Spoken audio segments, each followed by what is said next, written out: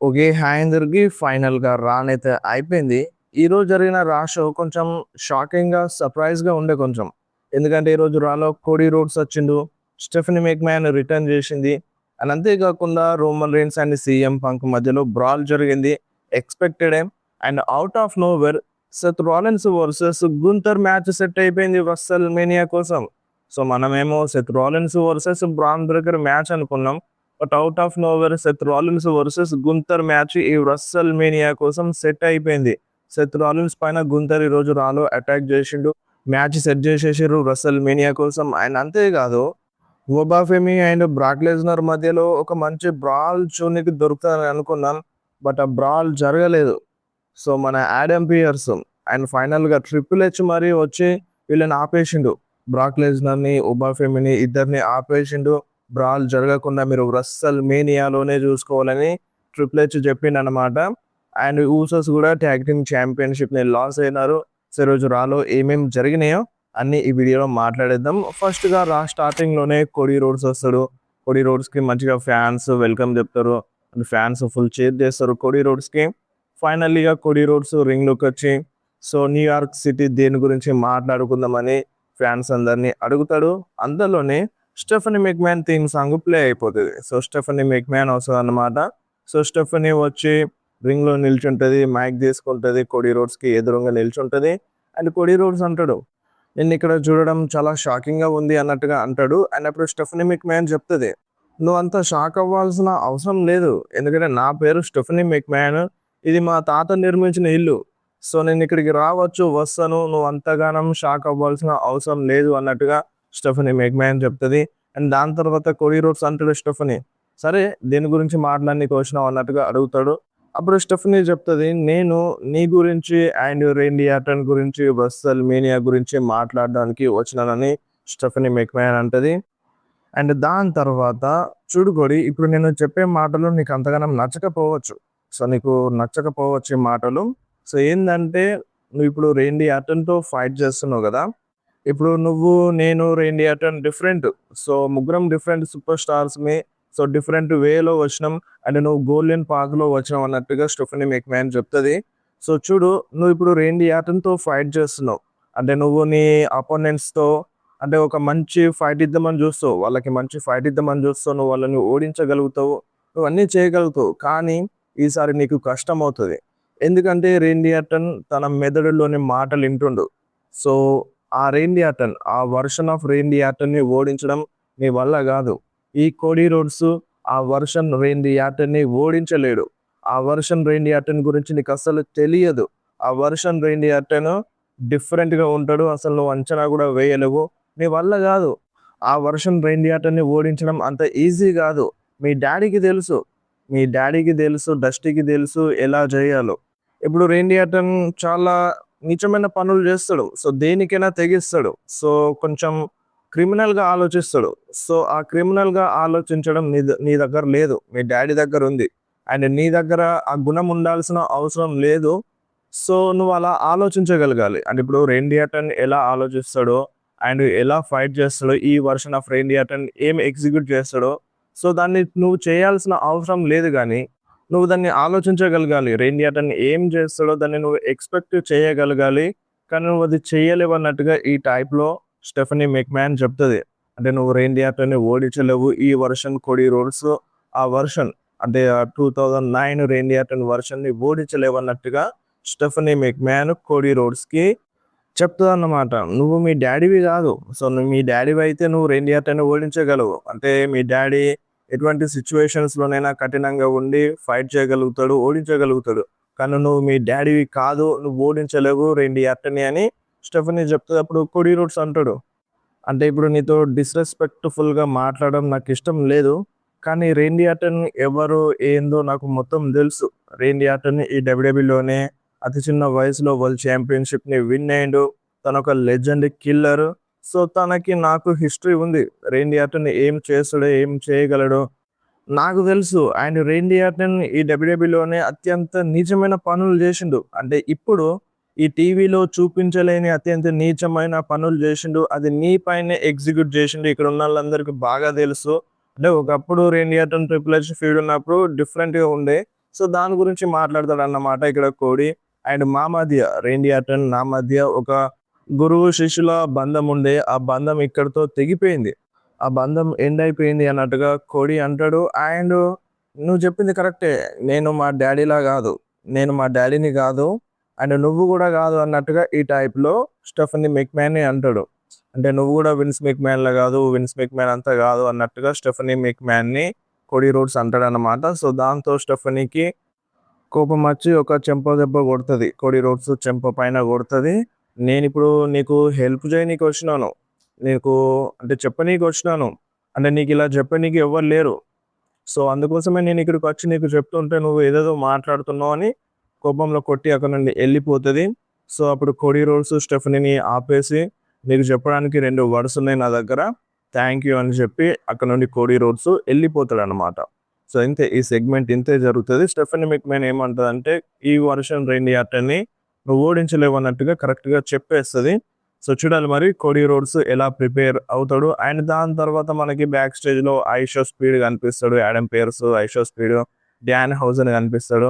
IShow speed చెప్తాడు, నాకేం శాపం ఇచ్చినావు బాబు? నా ఫ్లైట్ క్యాన్సిల్ అయిపోయింది. నేను ట్రావెల్ చేయలేకపోతున్నాను. ఆ శాపాన్ని రిమూవ్ చేయి అంటాడనమాట. సరే చేస్తా అని చెప్పాడు ఐషో స్పీడ్‌కి. అండ్ దాని తర్వాత ఎలియనైట్ వస్తాడు. ఎలియనైట్, ఐషో స్పీడ్ ఇద్దరు కలిసి అక్కడ నుండి వెళ్ళిపోతారు. And next Usos versus Vision మధ్యలో world tag team championship match జరిగింది. ఇది ఒక స్ట్రీట్ ఫైట్ మ్యాచ్. అండ్ ఈ మ్యాచ్‌లో అంటే లైవ్ జర్నీకి ఎలియనైట్ కూడా అక్కడే కూర్చుంటాడు అనౌన్సర్ టేబుల్ పక్కన. అండ్ ఐషో స్పీడ్ కూడా బ్యారికేడ్స్ పక్కన కూర్చుంటాడు ఫ్యాన్స్ మధ్యలో. ఈ మ్యాచ్ బానే ఉండే. ఈ మ్యాచ్‌లో అంటే కెండో స్టిక్స్‌తో కొట్టుకున్నారు. ట్రాష్ క్యాన్స్ యూజ్ చేసినారు. టేబుల్స్‌ని కూడా యూజ్ చేసినారు. బానే ఉండే. బట్ ఎండింగ్‌లో ఏమవుతదంటే, మన లోగన్ పాల్ వాళ్ళ మదర్ కూడా అక్కడే ఉంటది. ఆ బ్రాస్ నకల్‌ని లోగన్ పాల్‌కి ఇస్తదన్నమాట.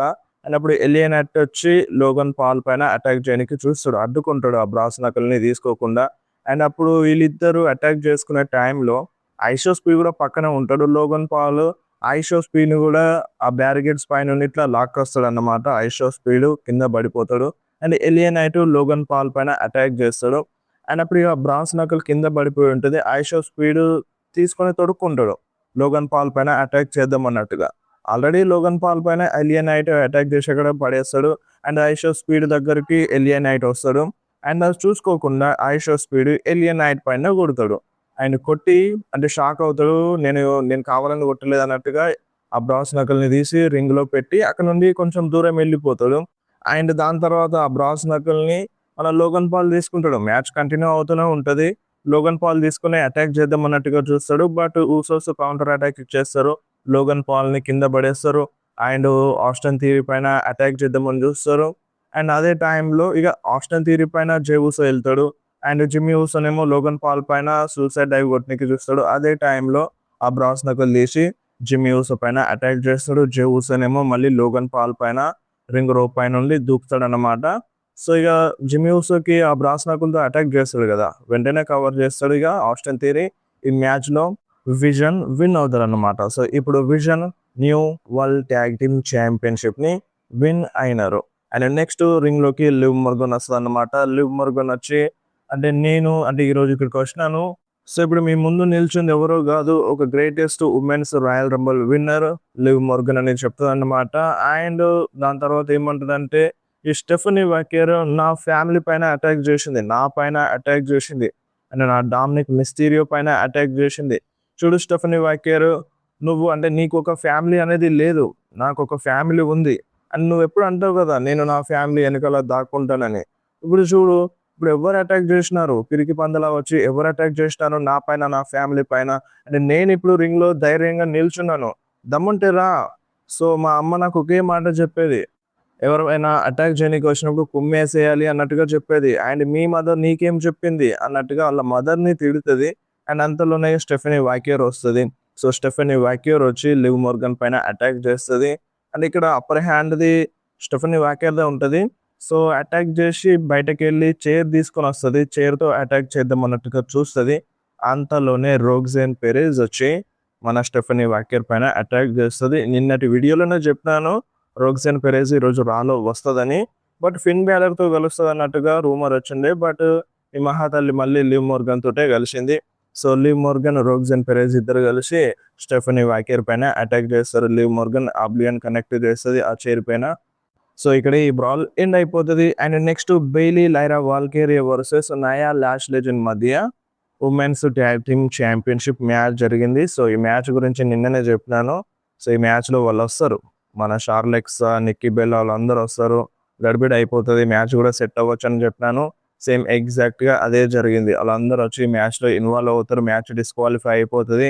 సో దాని తర్వాత కొన్ని నిమిషాలకి ఈ మ్యాచ్ని కన్ఫర్మ్ చేసేస్తారు. Bayley Lyra Valkyria versus Nia Lash Legend versus Bella Twins versus Charlexa మధ్యలో ఉమెన్స్ ట్యాగ్ టీమ్ ఛాంపియన్షిప్ కోసం ఫెటల్ 4 వే ఈ టైప్లో జరుగుతుంది అన్నమాట. రస్సెల్ మేనియాలో మ్యాచ్ అఫీషియల్లీ కన్ఫర్మ్ అయిపోయింది. And next Dan Hausen screen side వస్తాడన్నమాట. స్క్రీన్ సైడ్ వచ్చి Saturday Night's Main Event July మంత్లో జరుగుతుందని అనౌన్స్ చేస్తాడు ఫ్యాన్స్ అందరికీ. And next Brock Lesnar, Paul Heyman రింగ్లోకి వస్తారు అన్నమాట. సో రింగ్లోకి వస్తారు, పాల్ హేమన్ చెప్తాడు, సో ఇంట్రడ్యూస్ చేస్తాడు బ్రాక్ లెస్నర్ని, ఎవరో తనని తాను ఇంట్రడ్యూస్ చేసుకుంటాడు. అండ్ దాని తర్వాత పాల్ హేమన్ ఏమంటాడంటే 2 వారాల క్రితం ఒబా ఫేమి బ్రాక్ లెస్నర్ పైన అటాక్ చేసిండు. సో అప్పుడు కొంచెం బ్రాక్ లెస్నర్ డిస్ట్రాక్ట్ అయి ఉండే, అంటే సెత్ రాలిన్స్ డిస్ట్రాక్ట్ చేసిండు, కొంచెం డిస్ట్రాక్ట్ అయిపోయిండు బ్రాక్ లెస్నర్. దాని అడ్వాంటేజ్ తీసుకుని ఒబా ఫేమి అటాక్ చేసిండు. అండ్ దాని తర్వాత మళ్ళీ బ్రాక్ లెస్నర్ పైన ఒబా అటాక్ చేసిండు. అప్పుడు కూడా బ్రాక్ రెడీగా లేకుండే, అంటే ఫైటింగ్ డ్రెస్లో లేకుండే, అప్పుడు అటాక్ చేసిండు ఒబా ఫేమి. బట్ ఈ రోజు బ్రాక్ లెస్నర్ రెడీగా ఉన్నాడు. బ్రాక్ లెస్నర్ ఫైటింగ్ డ్రెస్లో వచ్చిండు, బ్రాక్ లెస్నర్ రెడీగా ఉన్నాడు. అండ్ ఈ రోజు బ్రాక్ లెస్నర్ ఒబా ఫెమికి కుమ్మేస్తాడు, ఇక పాయింట్లోనే పోసేస్తాడు అన్నట్టుగా ఈ టైప్లో ఎక్కిరించేస్తాడు పాల్ హేమన్ ఒబా ఫెమిని. అండ్ దాని తర్వాత ఇక బ్రాక్ లెస్నర్ ఆ మైక్ తీసుకొని ఇక చాలు మాట్లాడింది చాలు, ఇక దా ఒబా ఫెమి చూసుకుందాం అన్నట్టుగా బ్రాక్ లెస్నర్ ఒబా ఫెమిని పిలుస్తాడు. అండ్ అంతలోనే మన యాడమ్ పియర్స్ సెక్యూరిటీని తీసుకొని వస్తాడన్నమాట. ఈ రోజు అది జరగదు, మీరు మర్యాదగా రింగ్ దిగి బయటకు వెళ్ళిపోండి అని చెప్తాడు. అండ్ అప్పుడే ఒబా ఫెమి థీమ్ సాంగ్ ప్లే అయిపోతుంది. ఒబా ఫెమి వస్తూ ఉండగానే ఆ సెక్యూరిటీ పైన అటాక్ చేస్తాడు. అండ్ అప్పుడు యాడమ్ పియర్స్ ఆపేస్తాడు ఓబాని. ఒబా ఫెమి యాడమ్ పియర్స్ని కూడా నూకేస్తాడు. అండ్ ఫైనల్లీ రింగ్ చుట్టూ తిరిగి రింగ్లోకి వెళ్తాడు, ఫేస్ టు ఫేస్ వస్తారు బ్రాక్ లెస్నర్ ఒబా ఫెమి. అండ్ అంతలోనే ట్రిపుల్ హెచ్ ఉరికొచ్చి వీళ్ళ మధ్యలో బ్రాల్ జరగకుండా ఆపేస్తాడు. యాడమ్ పియర్స్ ఆపేస్తాడు, సెక్యూరిటీ ఆపేస్తారు. అండ్ ఫైనల్లీ ట్రిపుల్ హెచ్ వచ్చి వీళ్ళిద్దరిని దూరం చేస్తారు. సో మీరు రస్సెల్ మేనియాలోనే చూసుకోండి, రస్సెల్ మేనియాలోనే ఫైట్ చేయండి అన్నట్టుగా ఈ టైప్లో అలా ట్రిపుల్ హెచ్ వీళ్ళిద్దరిని కన్విన్స్ చేసి బ్రాక్ లెస్నర్ని రింగ్ దిగి బయటకు వెళ్ళిపోయేలా చేస్తాడనమాట. సో ఈ మాత్రం దానికి బ్రాక్ లెస్నర్ని ఒబా ఫెమిని అడ్వర్టైజ్ చేయడం ఎందుకు, తీసుకురావడం ఎందుకు అన్నట్టుగా ఉంది. అంటే ఒక టైప్లో చూస్తే ఒక పీకే, అంటే అదే బాగానే ఉంది. అంటే ఈ టైప్లో ట్రిపుల్ హెచ్ వచ్చి అలా కన్విన్స్ చేయడం బాగానే ఉంది.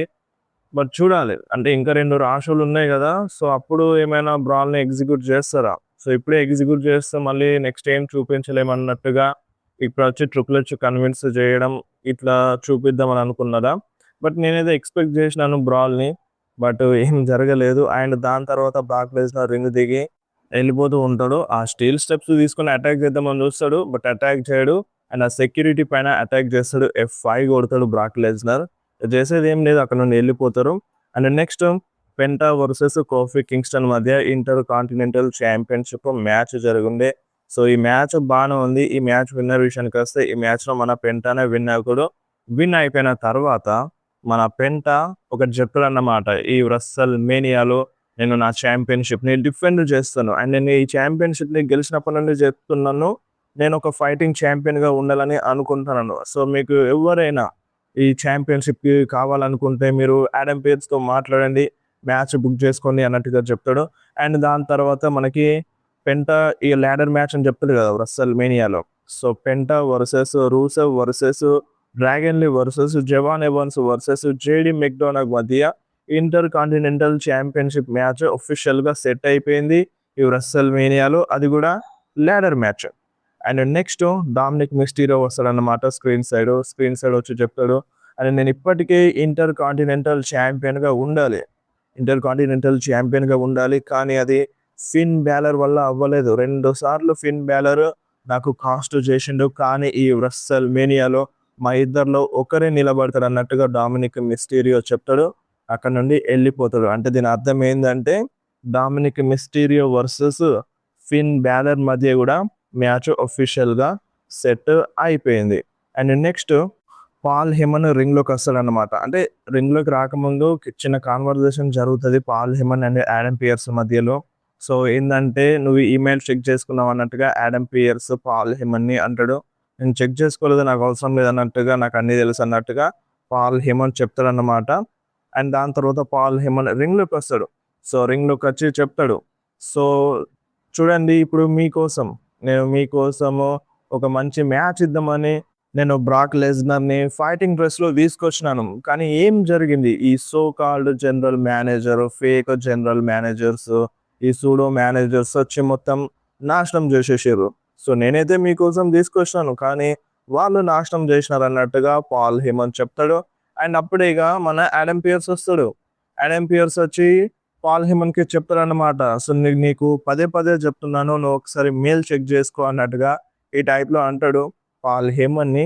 ఆయన నాకు అంతా తెలుసు, నువ్వేం చెప్పని అవసరం లేదు, నేను ఒక గ్రేటెస్ట్ ప్రమోటర్ని 1980 నుండి 1990లో ఇప్పుడు మిగిలిన ఒక గ్రేటెస్ట్ మేనేజర్లో నేను ఒక గ్రేటెస్ట్ మేనేజర్ని, నాకు అంతా తెలుసు, నాకు అన్నీ తెలుసు అన్నట్టుగా ఈ టైప్లో పాల్ హెమన్ అంటాడు అన్నమాట.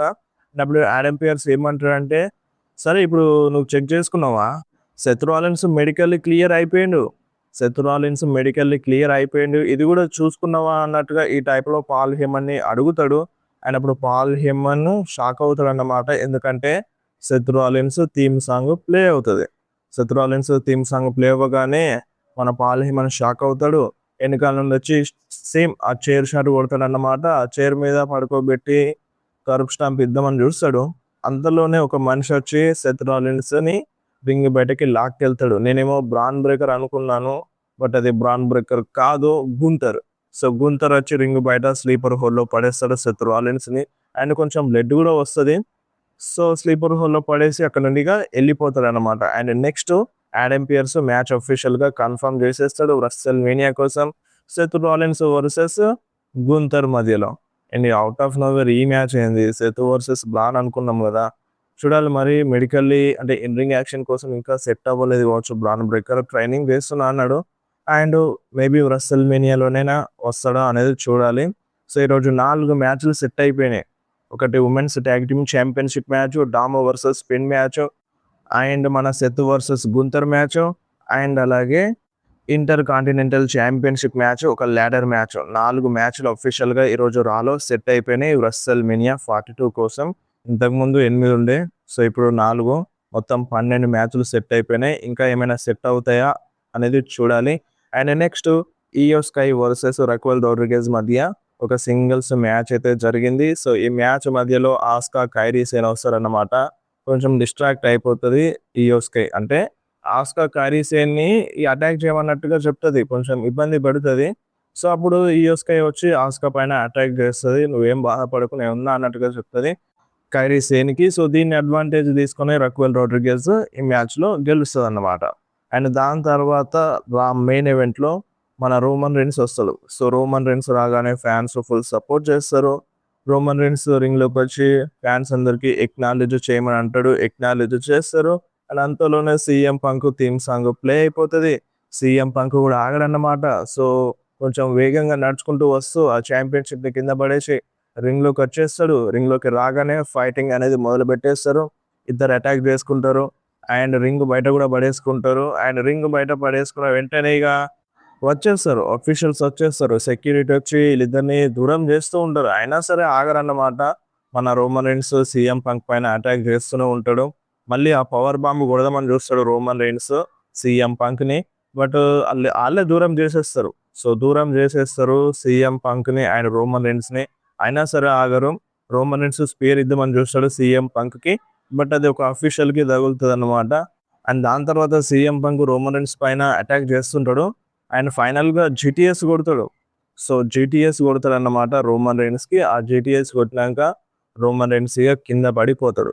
సో కింద పడిపోయిన వెంటనే మళ్ళీ ఇక దూరం చేస్తారు, బట్ సీఎం పంక్ ఆగాడు అండ్ రోమన్ రెయిన్స్ని లాబట్టి ఆ టేబుల్ పైన పడేస్తాడు. సో సేమ్ లాస్ట్ వీక్ రాలో ఏదైతే రోమన్ రీన్స్ సీఎం పంక్కి చేసిండో ఈరోజు రాలో సీఎం పంక్ రోమన్ రీన్స్కి చేసిండు. సో నిన్నటి వీడియోలో కూడా చెప్పుకుంటాను సేమ్ ఈ విధంగానే జరగచ్చు. సో టిట్ ఫర్ టాట్ లాగా వెళ్తుంది వీళ్ళిద్దరి మధ్యలో. మొన్న రోమన్ రీన్స్ కొట్టిండి, ఈరోజు సీఎం పంక్ ఉతికారేస్తాడు అని ఈ టైప్లో చెప్పాను. సో సేమ్ ఎగ్జాక్ట్గా అదే జరిగింది.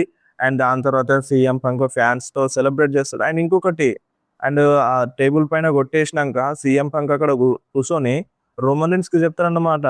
రోమన్ రీన్స్ సాంగ్ని పాడతాడు, Roman Roman Reigns Roman Reigns అని ఇలా ఎక్కిరిస్తాడు అన్నమాట సీఎం పంక్ రోమన్ రీన్స్కి. సో దాని తర్వాత ఇక ఫ్యాన్స్తో సెలబ్రేట్ చేస్తాడు. ఇక్కడే ఈరోజు రా అయిపోయింది. రా ఎలా అనిపించిందో కింద కామెంట్లో మెన్షన్ చేయండి. అండ్ కొంచెం ఒక నిమిషం ఆగండి, వీడియో ఇంకా అయిపోలేదు. సో మన 17 time world champion the legend John Cena fans అందరికీ ఒక మంచి గుడ్ న్యూస్. యాక్చువల్లీ ఈ అప్డేట్ నిన్ననే ఇచ్చినాను, నిన్ననే నైట్ ఒక షార్ట్ వీడియోలో చెప్పాను, బట్ మీరు ఎవ్వరు చూడలేదు. సో ఇప్పుడు రెస్ల్మేనియా సీజన్ ఎప్పుడు పడితే అప్డేట్స్ వస్తాయి, నైట్ పూట వస్తాయి. మీరు నైట్ పూట యాక్టివ్ ఉంటేనే మీకు తెలుస్తుంది. సో మీకోసం మళ్ళీ ఈ వీడియోలో చెప్తున్నాను, వీడియో లాంగ్ అయినా సరే. మన 17 time world champion John Cena ఈ రెస్ల్మేనియాలో వస్తున్నాడు. రెస్ల్మేనియాని హోస్ట్ చేయబోతున్న మన జాన్ సీనా ఫైనల్లీ రిటైర్మెంట్ తర్వాత జాన్ సీనా రెస్ల్మేనియాలో డబ్ల్యూడబ్ల్యూలో అడుగు పెడుతుండు. ఈ రెస్ల్మేనియా 42కి మన జాన్ సీనా హోస్ట్ అన్నమాట. సో జాన్ సీనా వస్తాడు, కంపల్సరిగా అపియర్ అవుతాడు. గుడ్ న్యూస్ అందరికీ.